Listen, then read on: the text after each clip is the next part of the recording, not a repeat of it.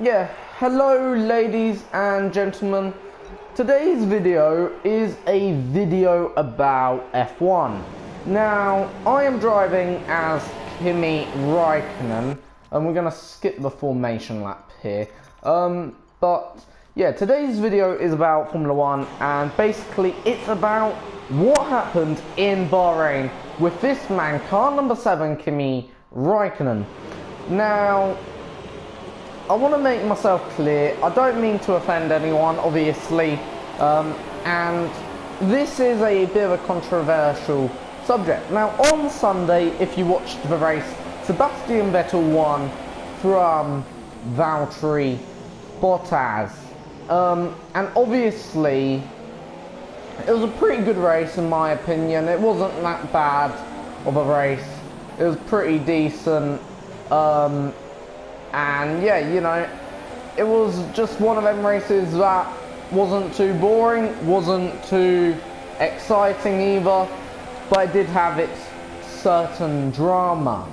Now, one of the most unforgettable events during the Grand Prix saw a Ferrari mechanic get injured. And the car that was involved, obviously, in that was car number 7. That's Kimi Raikkonen. Now, the thing was, the wheel got cross-threaded, and of what I understood, that the system Ferrari had in place, or something like that, it was the wheel gun, a wheel gun failure, or something along with that, and the wheel got cross-threaded in the course of it, and they couldn't manage to get the wheel off, let alone put the new one on. And obviously, in the result of it, it ended up, I think his name is Francisco or something like that, the Ferrari mechanic, or one of the Ferrari mechanics, getting badly injured. In fact, he broke his leg, but none here and there. I obviously do wish him a speedy recovery, and hopefully,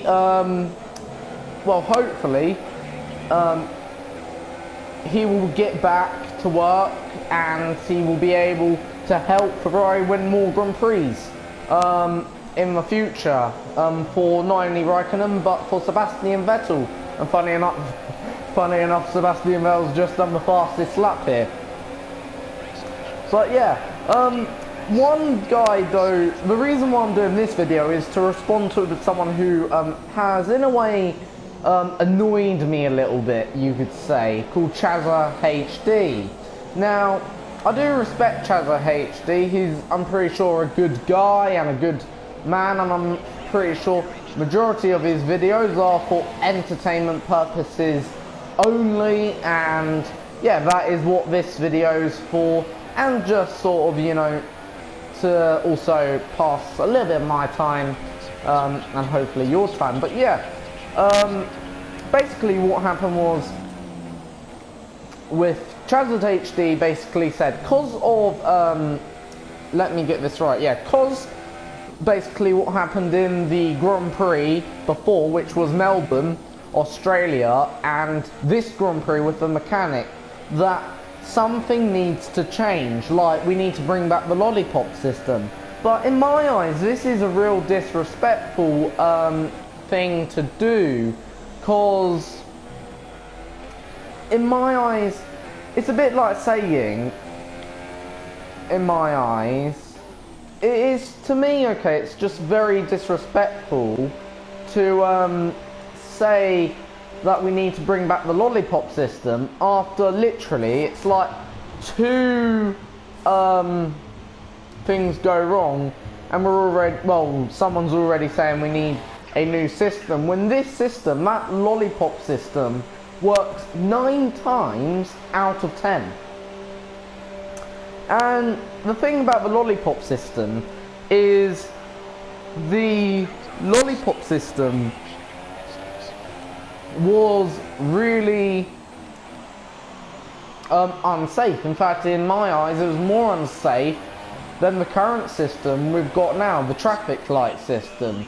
because the traffic light system requires all mechanics, okay, to press a button, okay, and then that signals a signal to the traffic light, and then that makes the light go green, and once that light goes green, the driver will obviously respond to that, and then the driver will pull away. Now, obviously, there can be dangers to that, of course, and we all know what them dangers are. One mechanic may press the button, they think they've got the wheel on, like we saw 2 weeks ago with cars.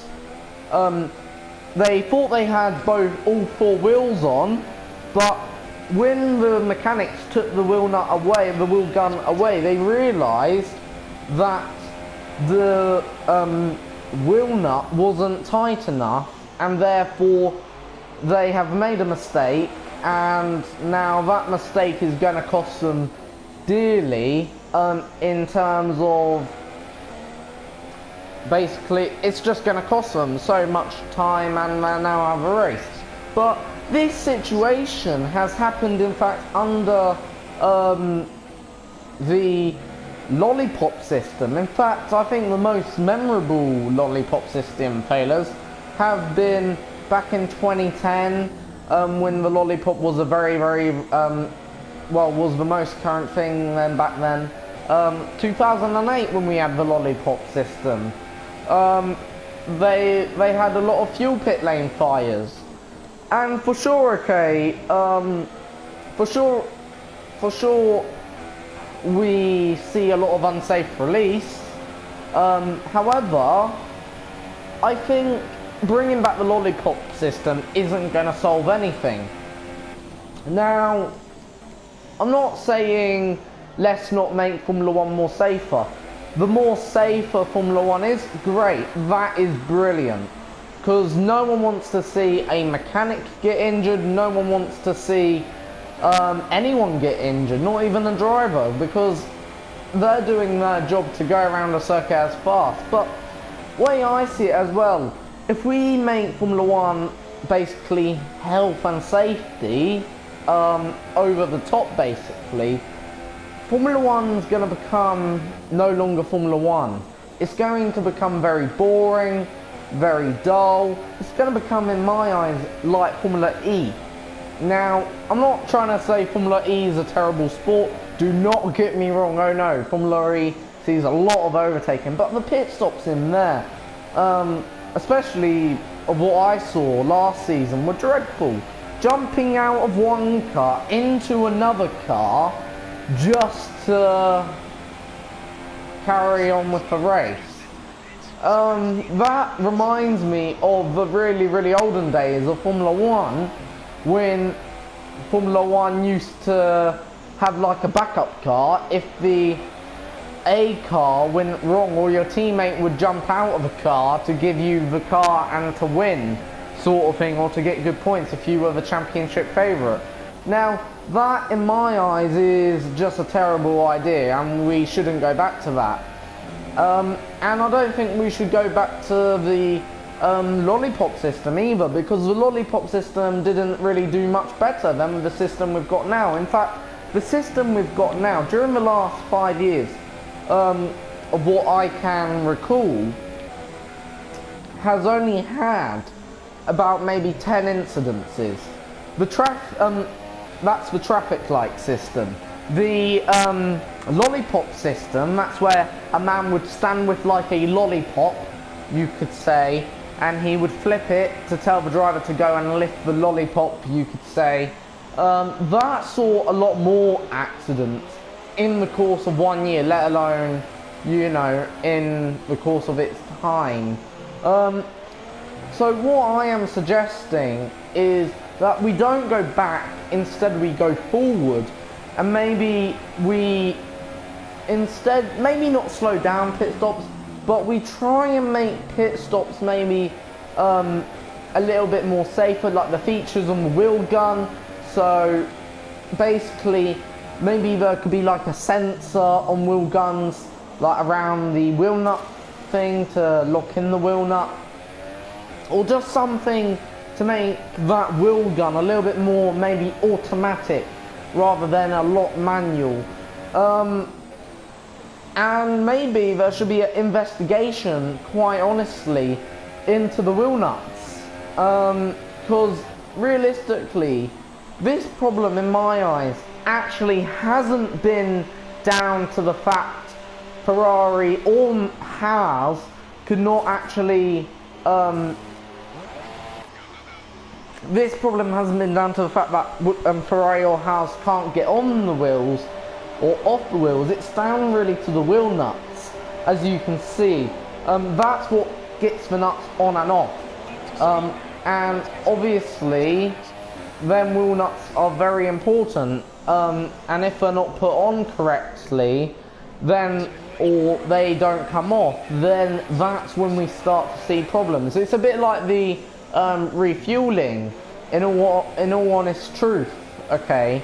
Because when we had refueling, if the hose pipe didn't go on properly, we would see basically we'd see a bit of a failure or a disaster, you could say.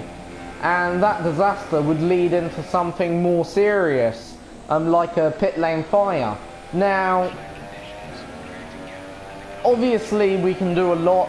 Maybe a minimum pit stop time, I don't know, not really. I think that takes away the drama. All I suggest really is, or all I'm asking for from all Formula 1 fans and everyone who watches this video, is let's give a bit more time before we make a decision. Yeah, okay, right, if this started to happen every other race or every single race, then maybe, yeah, we should start maybe to complain and start saying, or we should start to complain and start to look into why things are, you know, going wrong in these pit stops, which are obviously, you know, there for entertainment as well. But yeah, I'm just saying, okay, look, there's no need to complain just yet about 1 or 2 pit stop errors, because it is literally 1 or 2. This was a freak accident. The one in Melbourne was a freak accident. It wasn't an accident that we've seen all last season, all the season before, all season before that. For sure we've seen some pretty bad accidents during the past with this traffic light system. However, I don't think it's been that bad compared to what we used to have. In fact, quite honestly, if we really wanted to go on about this, I have got a good argument, okay, against health and safety, is because, right, if this traffic light system don't work, then we need to sort out Max Verstappen and Red Bull, because, not being funny, okay, Max Verstappen basically did this. Let me just show you. He virtually did that, okay, as you can see, he virtually did that on Lewis Hamilton. Now, in my opinion, okay, and I think all of you will say that was unsportsmanlike behaviour there, but if the pit stop, I'm not saying if the pit stops fail, less bad Max Verstappen, but as you can see, I went for a bit of a very, very bold dive bomb on Jolyon Palmer. In all fairness, it did sort of work. But basically what happened was Max Verstappen, okay, ran, I would say that was the exact same position, you could say. Obviously, imagine Palmer was to basically the left of my car. Basically, Max Verstappen ran Hamilton that far wide, basically, whilst Alonso was very much on the inside, but a lot of room. Basically, there was a mile between the two, and yeah, virtually ran Hamilton wide, paid the consequence, and got a puncture. And then, if I'm correct, I am correct actually, the left rim, the left rear rim was all damaged, and Red Bull put on a fresh set of tyres, then only about half a lap later, or a lap later, or 2 laps later, whatever it was, I don't really care what it was, but we saw a bit of an issue where basically Max had to pull over to one side and retire the car. And yeah, you know, obviously now in my eyes that was more of a danger what Max did, dive bombing someone virtually like this, then running them by virtually a country mile wide, okay, and then causing a puncture, and then Red Bull puts him on a new set of tyres and sends him out virtually, despite a lot of damage to that left rear rim, to the left rear rim of that car. That was, in my eyes, much more of a health and safety concern, because not only could have it ended his race, which it did, it could have ended Hamilton's race, Alonso's race, and maybe 1 or 2 cars behind him. So it really was a dangerous manoeuvre from Max Verstappen. And also another thing I'd like to point out, through sending him back out there on a damaged rim, that's even more worse. I don't know what Red Bull were thinking, quite honestly. Okay, yeah, he may have had all 4 wheels attached properly, but I'm sorry, a damaged rim, even I know if I have a bike with a damaged rim, basically not to go out on it. You wouldn't ride it. That's a bit of common sense, really. And to push someone that wide was unsportsmanlike behaviour. Because, right, once someone is basically... Right, this line down into turn 1 is not the best line, okay, in all honesty. Realistically, where I think that's whoever that is in front, who is that? That's Alonso. Basically, where Alonso is the best line, especially going into turn 2. That's really where you want to be, especially after exiting turn 1. Basically, this corner is all about, it's not about entry, it's about the exit. If you aim for entry all the time, that's going to cost you about a 10th or 2, even a second a lap, really, and that's unnecessary, okay? That's why you take, look, this is the shortest run into turn, this is what they class as the shortest run into turn 2, if you like, and the best angle to approach it, because it's not, this isn't really an easy corner. You could say almost it's a good 80, maybe 90 degree corner. I think it is actually a 90 degree corner. I'm not too sure what angle it is, but yeah, point is, okay, it's not a angle that you don't really want to be on the inside. You don't want to be, basically, you don't want to be to there on the inside, to basically the left of Alonso's car going into turn 2. You'd want to be, if anywhere, to the right. That would be, so basically you want to be this side rather than this side. So basically, yeah, you want to be aiming virtually on the outside to the next corner, and that gives you the better run into turn 3. But if you're on the inside, that compromises your line into turn 3. And that is really where you're aiming for, as you will see, like, as you will see now. So Julian Palmer, okay, here, as you can see, he is now compromised in some regards, going into turn now, going into turn 3, which is just there, you could say, or into the next part of the circuit. And he's going to probably run wide on exit, basically, and I'd automatically, you could say, gain the track position. So it was very unnecessary what Max did, and in my eyes, if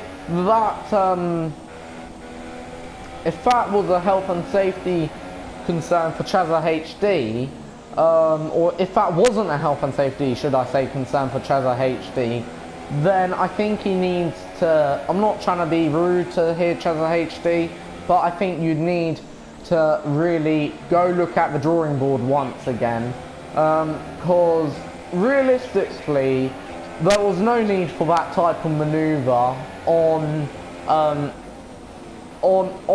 on any car, let alone Hamilton. At the end of the day, I'm not saying that you're wrong and your opinion's wrong, but I'm just saying that was very unsafe maneuver, and it was, in my eyes, a lot unsafer than what Ferrari did. I'll just try and show you. This is virtually what he did to Hamilton. Maybe not to that effect, but as you can see, that is basically what Max did to the car. And obviously, that is, you know, in my eyes, and I think many one's eyes, is very, very wrong to run someone basically off circuit. Yeah, okay, well, you may say it wasn't exactly that, but in my eyes, it was exactly that. He didn't leave enough room or enough width for the car ahead. And yeah, it could have ended many one races. And yeah, you know, obviously I don't think that's fair. Because, right, the rules state you have to leave a car width beside you. And obviously a car width is basically that or something, you know. It's not hard to know what's a car width. Of course, these drivers, they are paid to get around the track as quick as possible by whatever means as possible, whether that's, you know, virtually cutting every single corner or whatever. But at the same time, okay, it's also not really in anyone's best interest to run someone that wide, because as you'll see, it just doesn't, you know, go down well, in my opinion. It's a rotten move. And yeah, as you can see, that's the best line. Look, I know I didn't get the best traction out of there, but obviously the racing line is the quickest way to get around the circuit, and that's been proven time and time again, and will always be proven. As you can see, Valtteri Bottas, race winner then, so maybe he will be the race winner for China in a few days' time. But yeah, something he couldn't do in real life, that is then against Sebastian Vettel, you could say. But yeah, obviously, that is it. All I'm saying, okay, is, look, we need to calm down, and we need to wish the Ferrari mechanic, let me just get his name in a minute, a speedy recovery. And that is something I think we can all agree on, okay? And yeah, let's wait and see what happens in the future, to see if, you know, it's Francesco. Let's wish Francesco a speedy recovery for Ferrari, and, you know, for himself. And hopefully we will see him soon. Hopefully we will see him soon. And hopefully, okay, and hopefully he will get better. And yeah, let's just calm down. Let's just wait to see whether this freak accidents, you can say, or these pit stop errors will continue to happen in the near future and the near races coming up. And, you know, if it does continue to happen, you know, right, we gotta remember, this has only happened, in all fairness, to the Ferrari powered teams. And let me just show you what Ferrari powered teams are. So obviously that is the red car, Ferrari. That's this car here. Then we have the two Hases, or the two Haas. They are powered by Ferrari. And the two Saubers. And the only cars that have actually endured a cross-thread wheel nut this season, the only three cars, is Magnussen, obviously, Grosjean, and Kimi Räikkönen. That's car number 7. And obviously, I'm not saying you know, that's okay. But in other words, that's okay. In other words, that's how many? Let's see. So right, that's 1, 2, 3, 4, 5. Yeah, 4. Sorry. 5. Wait. Yeah, 5, 6, 7, 8, 9, 10, 11. Oh no, not 11. 12, 13, 14, 15, 16, 17, 18, 19, 17 cars of 20 cars have actually all managed to do at least, okay, 2 pit stops each, okay, without having any pit stop issues. And that's, if I'm correct, around 40 plus pit stops, in all honesty. You know, that's 40 pit stops, in all honesty, that have already gone to plan, whilst only 3 of them had gone a bit tits up, you could say. And obviously, yeah, you know, that isn't a bad record when you think of it. Only 3 cars, have had pit stop dramas, one of which is Kimi Räikkönen, the other 2 are Magnussen and Grosjean. And obviously, yeah, you know, obviously they have had them issues, but the others haven't. And I think that shows how reliable pit stops are in Formula 1. And you gotta remember, okay, the pit stop crews are under so much pressure nowadays to deliver from all teams, from all teams, like, and well, team principals, to deliver at least a minimum of 3-second pit stop, a minimum, okay, and whatever that maximum is, then, you know, whether that's 0.1 maximum, whatever the best is, then, you know, they're under pressure. They really are under pressure to, you know, deliver realistically a good pit stop time. And yeah, you know, it doesn't matter what you'll do, even if you, like, say, right, you must do a 5-second pit stop to give your pit crew less pressure during the pit stops. They're still under pressure, don't get me wrong. 5 seconds, that's not a lot, in all fairness. That's basically, it's basically no time, especially when you're in that scenario. You know, you've got to get that wheel on, then off, then back on again. And basically everything, every single detail has to be spot on. And you got to remember, look at the size of them wheels now. You know, last year, okay, and the year before, not last year, the year before that, 2016, the wheels were, well, you could say maybe a little bit, well, they were smaller. Basically, I'd say the rear wheels were the size of these maybe front wheels, if not even a bit smaller than that, even. So, you got to remember that. These wheels and tyres are so much bigger than what they used to be, and teams are still adjusting to the size and to everything these cars, these new aerodynamic formulas have. Don't get me wrong, this new aerodynamic formula is very much still a new formula and is very much still new to all teams, and all teams are learning virtually, you could say, from their past history and from last year still. But they don't know the best setups even for the car, you could say, still. They don't know much, you know, about these new cars. And also, the thing about these new cars also is, in fact, if I'm correct, the wheelbases, especially on Ferrari cars, have actually changed. Now, last year, and this could be a contributing factor to why there's been a few Ferrari pit stop blunders from Ferrari teams.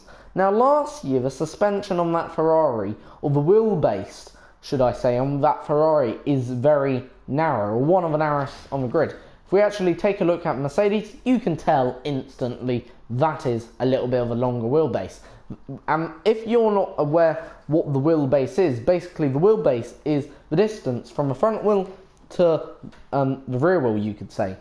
And as you can see, then that Ferrari has a little bit of a shorter wheelbase, or a little bit shorter wheel distance. If we look at the Red Bull, it's a little bit shorter once again. And I think, if I'm correct, okay, Williams had one of the shortest, if not the shortest. And yeah, you know, obviously these vary team to team. But what Ferrari have done this year, okay, they've actually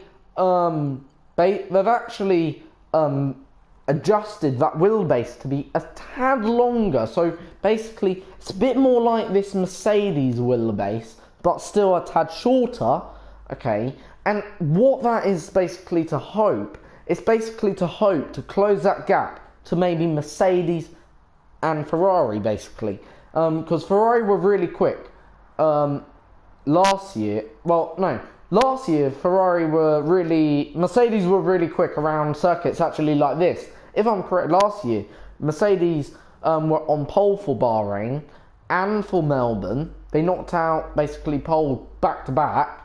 Okay, and at circuits like this, basically Mercedes were dominant. But when it came to the more tighter street circuits, that's where this W08 really struggled. And what Ferrari have decided to do, they decided to basically sort of keep that short wheelbase, but just to open up a tad, to maybe close in and to rein in these people up in front, as you can see here. And maybe that's what really is wrong, actually. It may not be to do with the wheel nut, okay? It could be the crew are still not used to the new wheelbase of the Formula 1 car, of their Formula 1 car. And obviously that would affect all the Ferrari teams, because, well, at least two of the Ferrari teams, because if I'm correct, the Ferrari suspension, of what I heard, is on this car. Well, not this car, but I think it's actually on this car, if I'm correct as well. But it's on the current Haas. And that is a real key bit of information here. Because if you think of it, logically, Haas then would actually have to, as they said, readjust their car or their pit stop crew even 1 centimetre or by a tad, and that's really what could be doing these wheel nuts then. Whereas I think they do. Sauber make their own suspension, and yeah, obviously it's a very much different suspension setup, and yeah, obviously that is then that. Right, thank you for watching. Have a good night and a good day. Obviously, like I said, let's wish Francesco, or is it Francesco? Yeah, let's wish Francesco all the best, and I do hope he has a speedy recovery. And let's hope these accidents or small errors will basically reduce in the coming Grand Prix weekends. Thank you for watching. Have a good night. Bye bye.